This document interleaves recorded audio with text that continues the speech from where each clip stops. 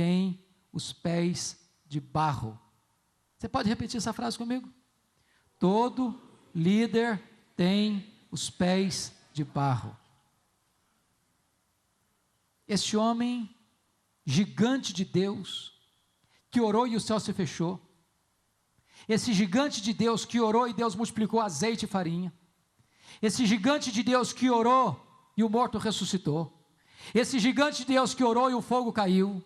Esse gigante de Deus que orou e as chuvas desceram, agora está com medo, está fugindo, querendo morrer. Depressivo. E eu queria tocar nesse assunto hoje, irmãos, porque não tem nenhum assunto mais complexo e talvez mais mal entendido na igreja evangélica do que o problema da depressão. Eu tive muita angústia na minha alma de lidar com esse tema e resolvi escrever um livro, Suicídio, Causas, Mito e Prevenção. E vocês sabem de um fato, há mais suicídios no mundo do que assassinatos. Para cada suicídio que é proclamado na imprensa, tem 10 que não são ditos. A principal causa de suicídio é a depressão.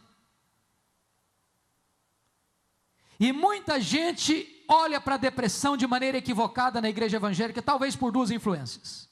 Primeiro, de um pregador neopentecostal, conhecido de todos vocês, chamado T.L. Osborne, que faz cruzadas no mundo inteiro para milhões de pessoas. T.L. Osborne diz que depressão é demônio. Aí quando a pessoa está deprimida, diz: você está com demônio. Aí bota mais uma tonelada de culpa nas costas dela. A outra influência para mim negativa vem de um escritor reformado, calvinista, chamado Jay Adams, que diz o seguinte, que depressão é pecado. Aí se tem alguém enfrentando a depressão, diz: não está em pecado. E tem muita gente dentro das nossas igrejas que sofre calada, porque dizem: não, você está em pecado, não tem demônio, ou você não tem fé, você é um fraco espiritual, é por isso que você está passando por isso. E eu vou dizer para vocês o seguinte: tem muitos crentes, irmãos nossos, se matando, chegando ao suicídio, por não entender que depressão é uma doença, que precisa ser tratada convenientemente, com remédio, com terapia e com fé. Será que depressão pode ter a ver com demônio? Pode. Você que é pastor e lida com gente que veio da feitiçaria, sabe que tem muita gente deprimida por causa disso. Será que depressão tem a ver com pecado? Pode ter também. Se você ler o Salmo 38, 32 e 51 de Davi, você vai ver que ele estava deprimido porque guardou o pecado no coração. Mas a pergunta é: um crente cheio do Espírito Santo pode enfrentar a depressão? E a resposta é: pode. Pode. Eu estava pregando num congresso em Belo Horizonte, falando sobre depressão, e quando eu fiz essa afirmação que um crente cheio do Espírito Santo pode ter depressão, levantou uma moça brava no auditório. E ela levantou o dedo e disse: pastor, o que o senhor está falando é um absurdo. Como é que um crente cheio do Espírito Santo pode ter depressão? Eu olhei para ela e disse: minha filha, como é que um crente cheio do Espírito Santo pode ter miopia e precisar usar óculos? Como é que um crente cheio do Espírito Santo pode entupir uma veia do coração e precisar fazer uma ponte safena? Como é que um crente cheio do Espírito Santo pode ter um câncer? Por que que a gente pensa que daqui para cima é uma coisa, daqui para baixo é outra? Eu gostaria de lhe dar 3 títulos para você estudar sobre esse assunto. Primeiro, um título secular: O Demônio do Meio-Dia, de Andrew Solomon. Todo pastor devia ler esse livro. O Demônio do Meio-Dia, de Andrew Solomon. É a melhor obra em português sobre depressão. Agora, um livro evangélico: O Sorriso Escondido de Deus, de John Piper. John Piper fala sobre 3 grandes líderes evangélicos no mundo que tinham depressão severas: David Brainerd, John Bunyan e William Cowper. David Brainerd foi o mais importante missionário do século XVIII, que trabalhou entre os índios peles vermelhas, um moço que morreu com 29 anos, que experimentou um avivamento entre os índios antropófagos. Ele era um homem tão crente, tão piedoso, que quando os índios caçavam para matá-lo e comê-lo, ao verem-no prostrado diante de Deus em lágrimas orando por eles, se quebrantavam, se convertiam, e um avivamento chegou naquelas selvas americanas.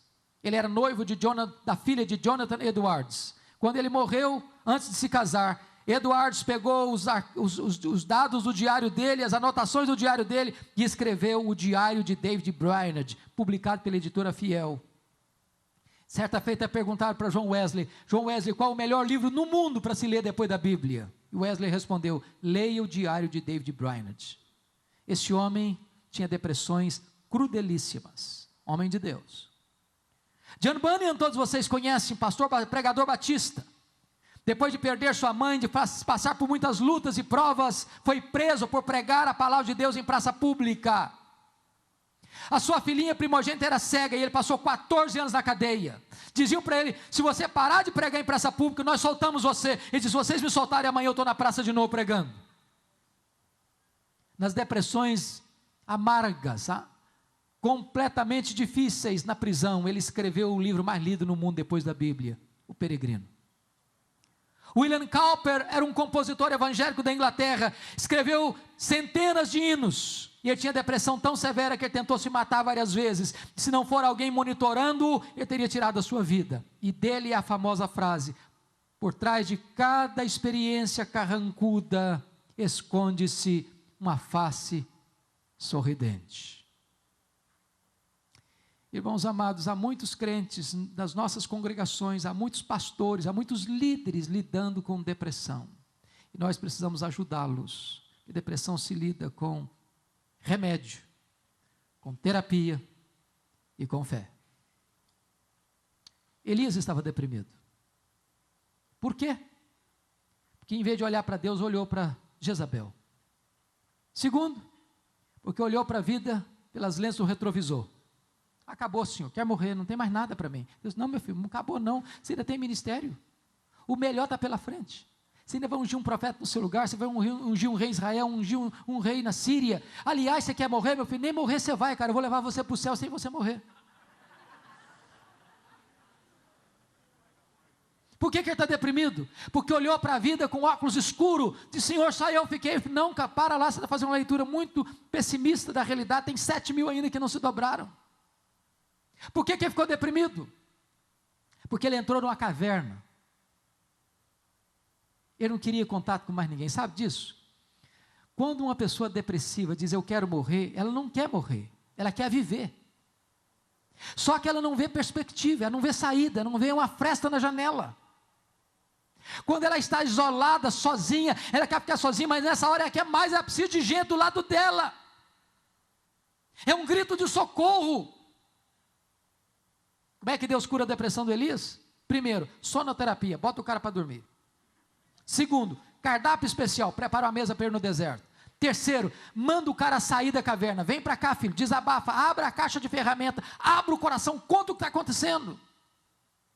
Depois, Deus corrige a visão dele, não filho, o melhor está pela frente, e você tem ministério ainda. Eu vou dizer para você que talvez chegou nesse congresso pensando em desistir. Você que chegou nesse congresso desanimado com o ministério. Eu quero dizer para você, em nome de Jesus, que o melhor do seu ministério está por vir.